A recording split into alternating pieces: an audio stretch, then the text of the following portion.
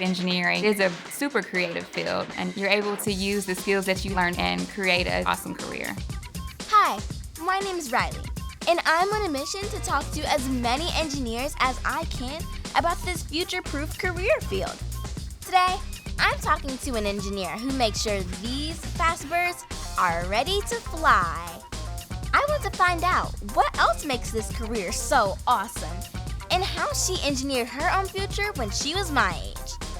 Ready? Let's go. So, Kasandra, is it true that fighter jets can't fly until you make sure that they're safe?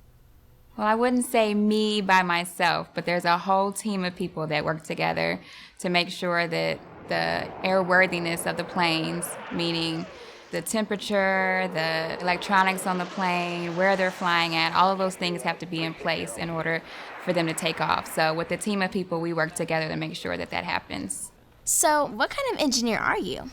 So by trade, what I went to school for, I'm an electrical engineer, but right now my job is a process engineer. So I help people go through the process of gaining their certification to fly. I work in the Air Force Life Cycle Management Center at the Wright Pat Air Force Base in Dayton, Ohio. That is so cool. So have you ever got to fly in one of those fighter jets? I haven't gotten to fly, but they often come on the base and we're able to go inside and tour different parts of the plane. One day, hopefully, I'll be able to fly in one. Yes, ma'am. What do you like to do in your free time?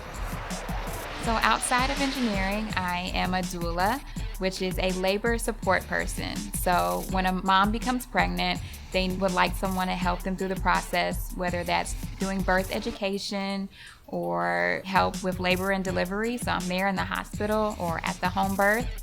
So a doula and an engineer are two different worlds. Is there any challenges that come with very different jobs? Yes, definitely. I'm using different parts of my brain, but in the end, I'm trying to accomplish something that will make people proud. And so when you're an engineer and I'm helping people through the process of wanting to fly planes or getting trained in the simulator, the end goal is being able to fly. And when I'm helping moms, it's going through the process of getting their body ready. And in the end, flying with this baby and being totally incredibly happy about the end result. So when you were my age, were there any hobbies that you enjoyed doing? So when I was a kid, I loved playing outside. I was always outside skating, playing basketball, different kinds of sports. And then since I was also kind of this math nerd, I was also involved in different robotics things, Lego building. I love computer games like The Sims, which is probably not even popular anymore. Yes, it is. I play The Sims all the time. Oh, yes. Awesome. So all of those things. How did you know that engineering was going to be something for you? I didn't know at first, actually. When I thought about engineering, I thought about a person on a train conducting it. That's what I thought an engineer was.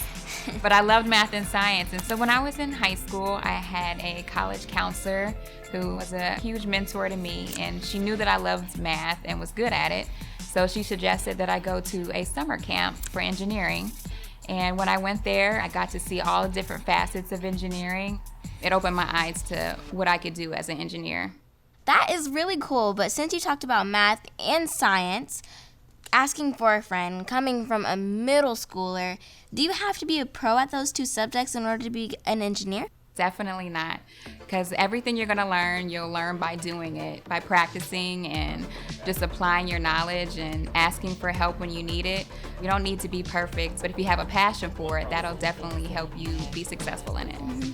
So did being a woman of color present any challenges in the engineering system? It definitely did. I went to a predominantly white college, and for that, coming from a predominantly black high school, it was definitely a culture shock for me. So I had to adjust to that. And then being in engineering, you don't see a lot of black women. So oftentimes I felt kind of alone, felt like I needed to prove myself a lot more just to feel like that I could do it. So sometimes that could be pretty stressful. But I sought out the extra help that I needed. I joined the minority engineering program at the university, and it was definitely just a super great support system to help me be successful in engineering. Okay, so that kind of leads me on to my next thing. What is some advice that you wanted to give kids my age who might want to become an engineer just like you? I would say to Always ask questions. If you're confused about anything, definitely reach out to someone who can help. Get into groups that are doing some type of engineering thing, whether it's robotics or maker spaces. Just kind of get that experience early and just have fun. Yes, that's the most important step of any job. Yes. But thank you so much for telling me how you engineered your future.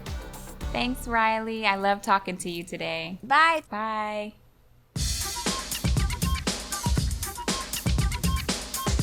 Mission accomplished.